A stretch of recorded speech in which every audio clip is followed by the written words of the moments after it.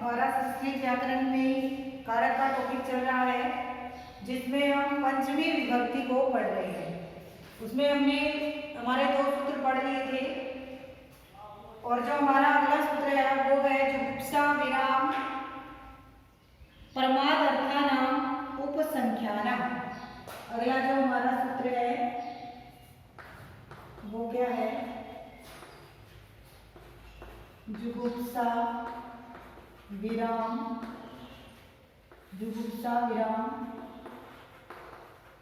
परमादार्थानाम उपसंख्यानम। ये हमारा सूत्र है अगला, जुगुप्सा विराम प्रमादा अर्थानाम उपसंख्यानम।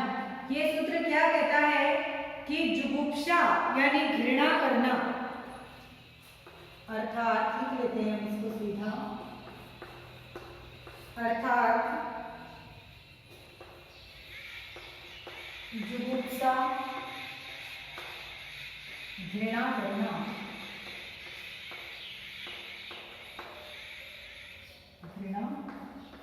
करना, विराम दूर हटाना, और परमाद होता है आलस्य करना। परमाद यानी आलस्य करना। ये 3 शब्द हमारी इस सूत्र में दिए गए हैं कि जुगुप्सा घृणा करना, विराम दूर हटना, परमाद आलस्य करना। इन धातुओं के योग में या इन अर्थों को प्रकट करने वाली, इन अर्थों को प्रकट करने वाली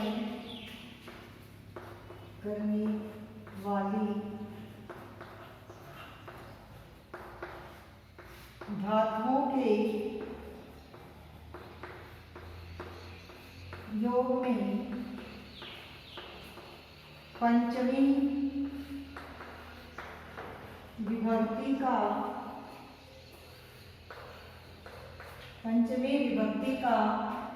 प्रयोग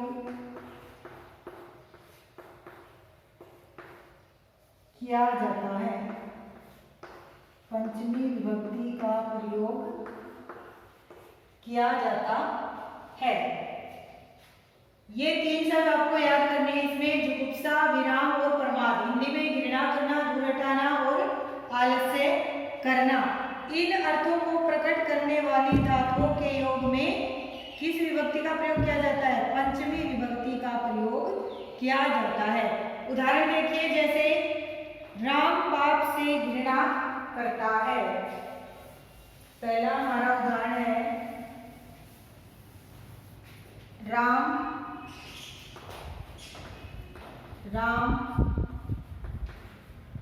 पाप से घृणा करता है। अब देखिए, घृणा करना आ गया ना हमारा शब्द जुगुप्सा वाला, कि राम है वो घृणा करता है किससे? पाप से। तो क्या हो जाएगा? राम है पापात् जुगुप्सते। राम पाप से घृणा करता है। राम है पापात् यानी किससे घृणा कर रहा है? किससे घृणा कर रहा है? पाप से। तो हम पंचमी किसमें करेंगे? पाप में। क्या हो जाएगा? पापात्, और घृणा करता है क्या हो जाएगा? जुगुप्सते। घृणा करने का हो जाएगा जुगुप्सते। ठीक है। अगला हमारा है, भक्त पाप करने से रुकते हैं। भक्त, दूसरा हमारा है, भक्त पाप करने से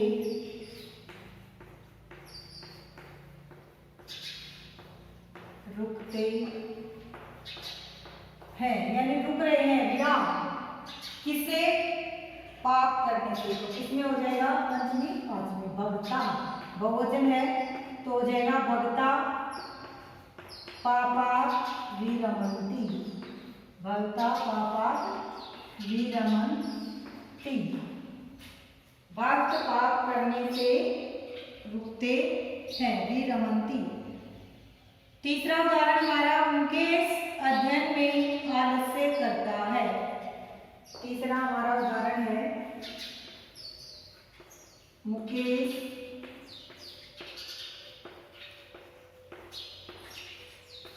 अध्ययन में आलस्य करता है। मुकेश अध्ययन में आलस्य करता है। किसमें आलस्य कर रहा है? अध्ययन में। तो मुकेश अध्ययनात्, पंचमी क्या हो जाएगी? अध्ययनात्। और आलस्य की क्या लिखी हमने? परमाद। और लट लकार एक वचन में बनाएंगे तो क्या हो जाएगा? परमाद्यति।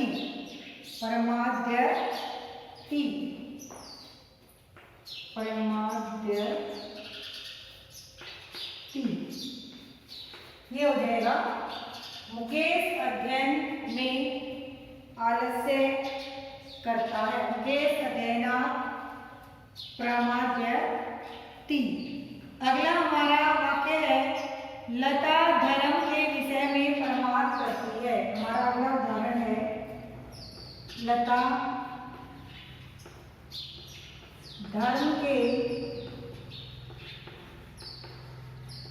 विषय में प्रमाद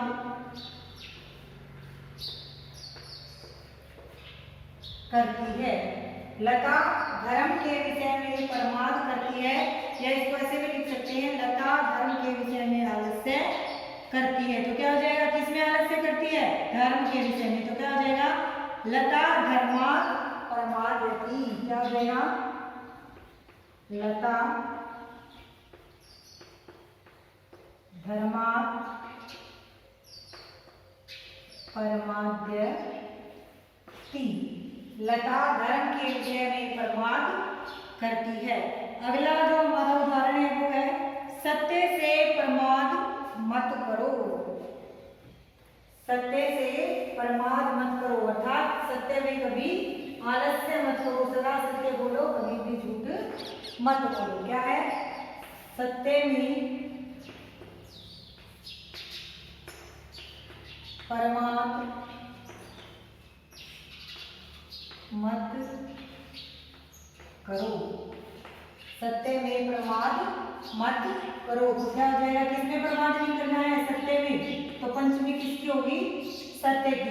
सत्यात् न प्रमदीतव्यम्। न प्रमदीतव्यम्। सत्यात् न प्रमदीतव्यम्। सत्य में प्रमाद मत करो। और देखिए उदाहरण, जैसे स्वाध्याय से प्रमाद मत करो। अगला है,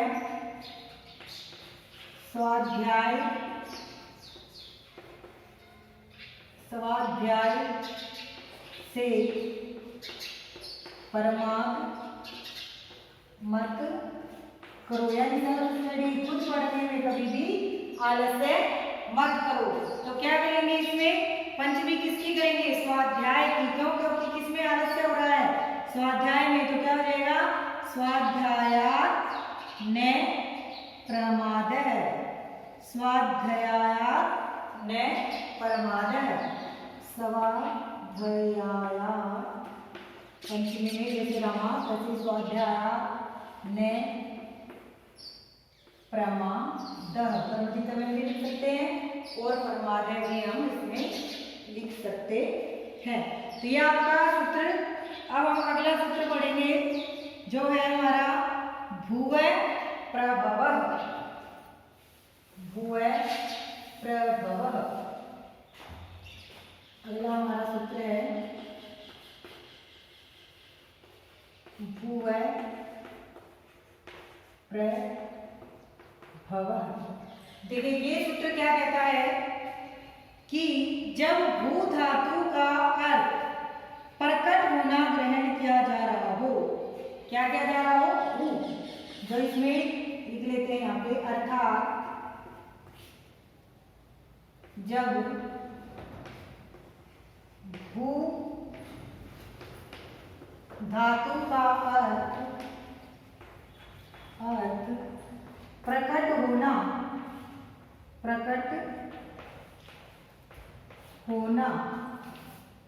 ग्रहण किया जा रहा हो,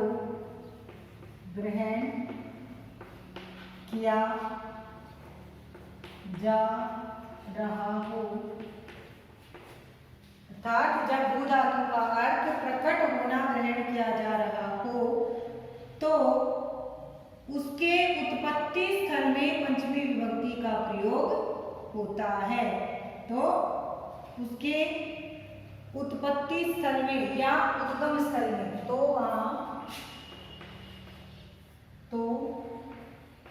वहां उत्पत्ति या उद्गम एक ही बात है, उत्पत्ति या उद्गम स्थल में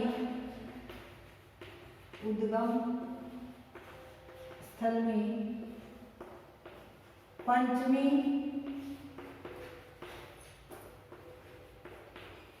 विभक्ति का प्रयोग किया जाता है। पंचमी विभक्ति का प्रयोग किया जाता है जब भू धातु का अर्थ प्रकट होना ग्रहण किया जा रहा हो तो वहां पर उत्पत्ति स्थल में या उद्गम स्थल में पंचमी विभक्ति का प्रयोग किया जाता है। जैसे उदाहरण देखते हैं हम, गंगा हिमालय से प्रकट होती है। गंगा हिमालय से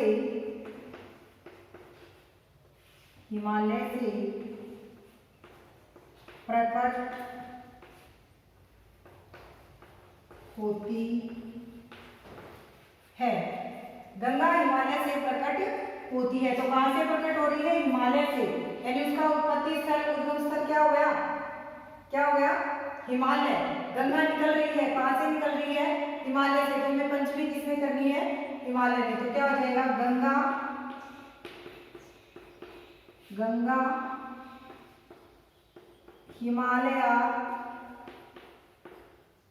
हिमालयात् प्रभवति। गंगा हिमालयात् प्रभवति। गंगा हिमालय से प्रकट होती है। और देखिए उदाहरण, जैसे वृक्ष से पत्ते निकलते हैं। वृक्ष से, दूसरा है वृक्ष से पत्ते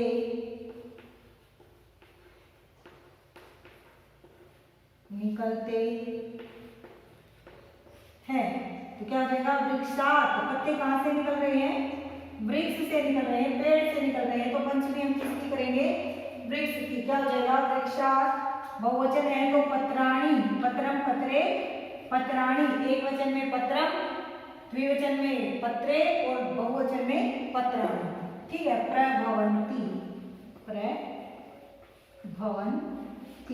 यहाँ पे अगर होता वृक्ष से पत्ता निकलता है तो हम कहते हैं वृक्षात पत्रम प्रभवति, क्योंकि जैसे कर्ता बदलेगा वैसे ही क्रिया भी संस्कृत में बदल जाती है।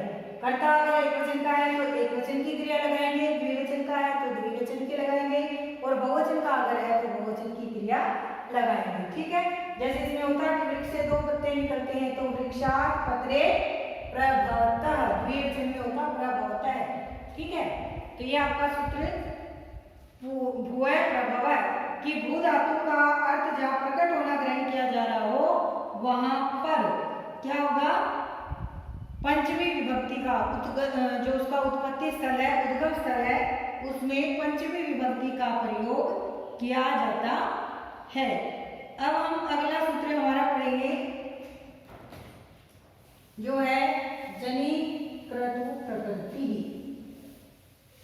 एक जैसे से ये दोनों सूत्र, बस थोड़ा सा इनमें डिफरेंस है, अंतर है, केवल समझने का। क्या हो जाएगा?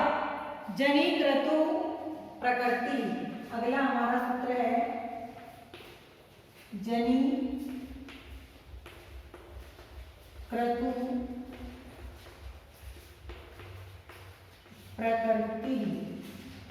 जनि क्रतु प्रकृति। ये सूत्र क्या कहता है कि जन धातु के जो प्रकृति है, यानी जो जायमान पदार्थ है, जहां से कोई चीज निकल रही है, उत्पन्न हो रही है, उसमें अपादान संज्ञा होती है। अगर सरल भाषा में हम लिखें तो क्या लिखेंगे? यदि किसी वाक्य में जन धातु का प्रयोग हो रहा हो, ठीक है, साधारण भाषा में लिख लेते हैं हम। अर्थात यदि किसी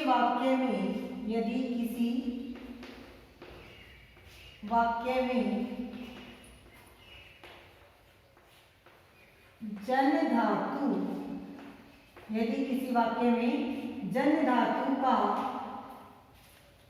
प्रयोग हो रहा हो तो वहां उसके उत्पत्ति स्थल की जन धातु का प्रयोग हो रहा हो तो वहां उसके उत्पत्ति स्थल की अपादान संज्ञा होती है। अपादान संज्ञा होती है एवं उसमें पंचमी विभक्ति का प्रयोग होता है। पंचमी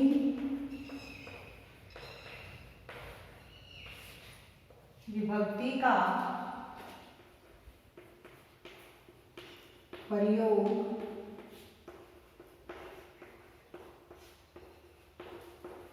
होता है। यदि किसी वाक्य में जन धातु का प्रयोग हो रहा हो और वहां उसके उत्पत्ति स्थल में अपादान संज्ञा होती है तथा उसमें पंचमी विभक्ति का प्रयोग किया जाता है। उदाहरण के माध्यम से इसको समझेंगे कि कैसे होता है। जैसे गोबर से बिच्छू उत्पन्न होते हैं। पहला हमारा उदाहरण है, गोबर से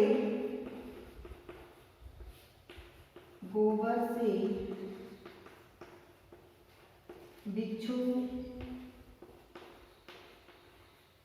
उत्पन्न होते हैं।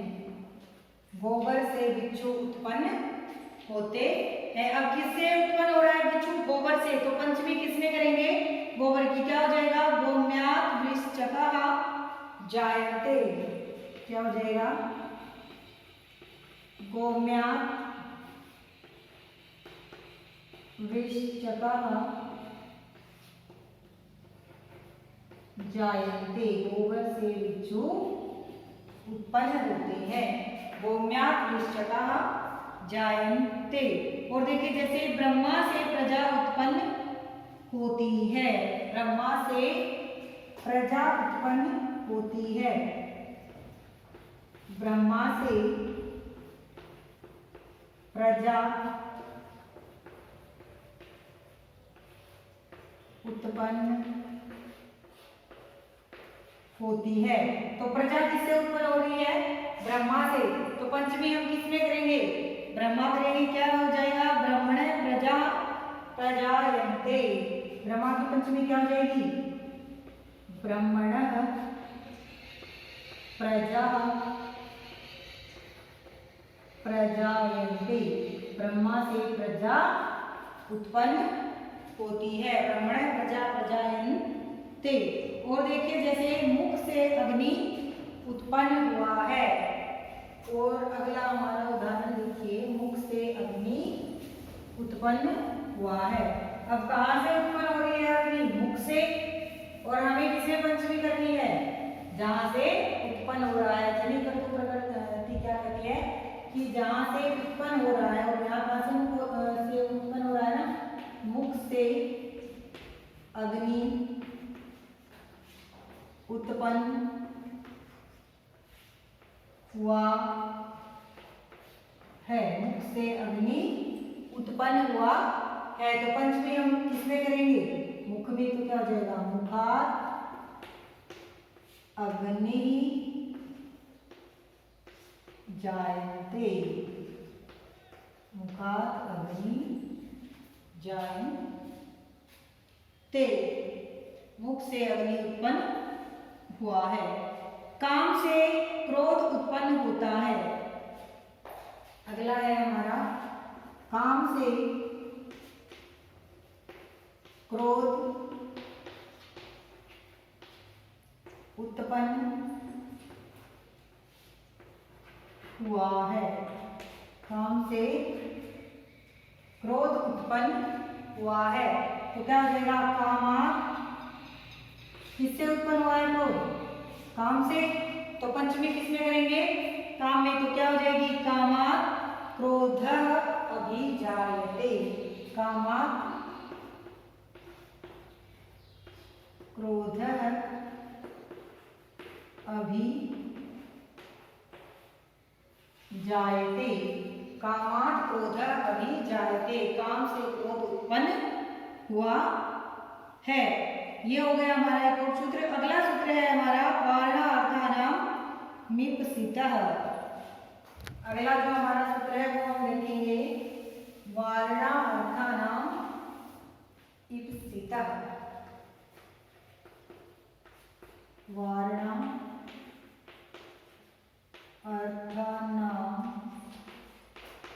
मीप्सितः, वारणार्थानां ईप्सितः।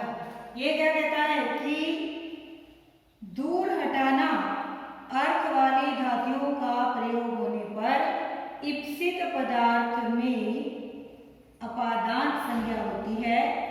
और ईप्सित पदार्थ कौन सा है? जिसे हटाया जाता है और उस पदार्थ में पंचमी विभक्ति का प्रयोग किया जाता है।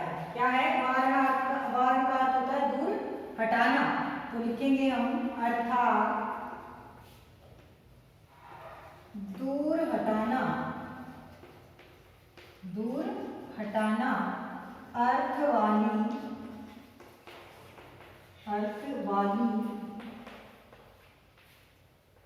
धातु में ईप्सित पदार्थ, ईप्सित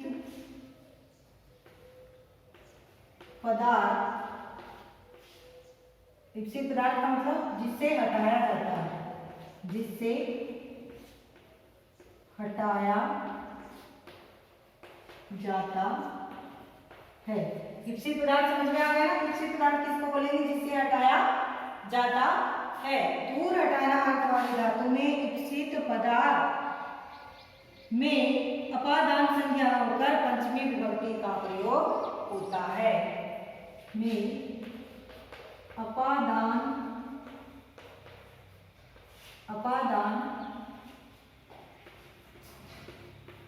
संज्ञा होकर पंचमी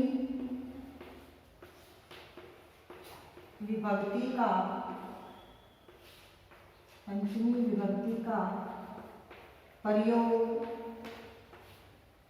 प्रयोग होता है। पंचमी विभक्ति का प्रयोग होता है। ठीक है। इसके उदाहरण अगर हम देखें दूर हटाना अर्थ में, तो जैसे किसान खेत में जौ से गाय को हटाता है। क्या है? किसान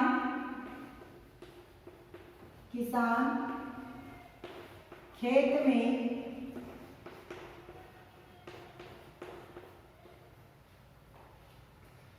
जौ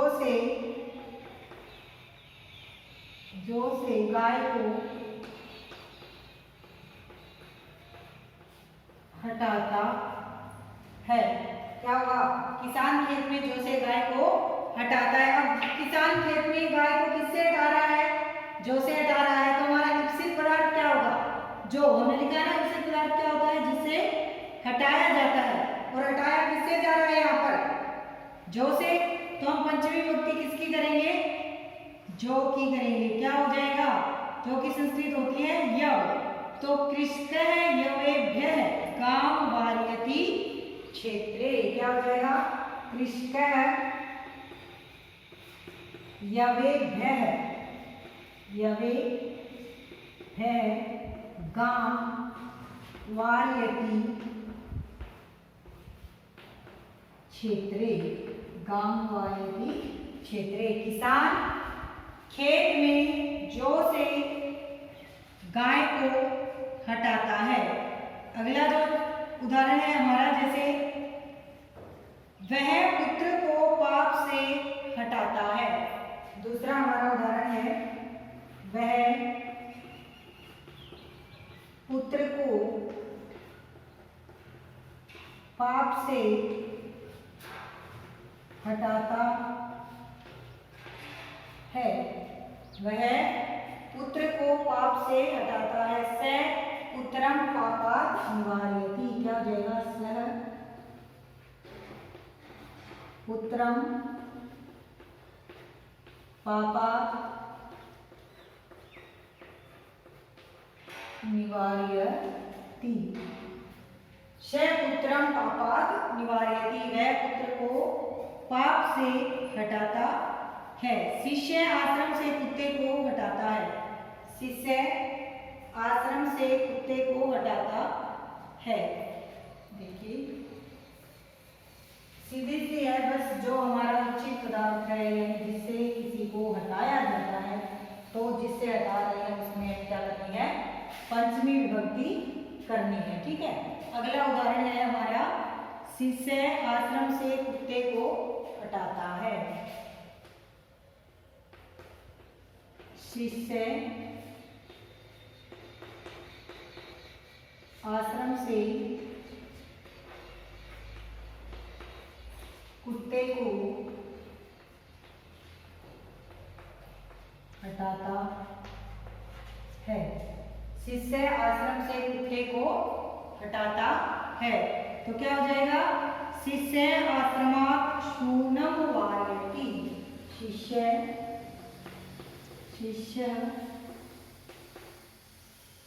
आश्रमात्, पंचमी किससे हटा रहा है? आश्रम से। तो उचित पदार्थ हमारा ये हुआ, तो पंचमी किसमें करेंगे? आश्रम में। कुत्ते को यानी शून्यम, शून्य स्थिता वारयति।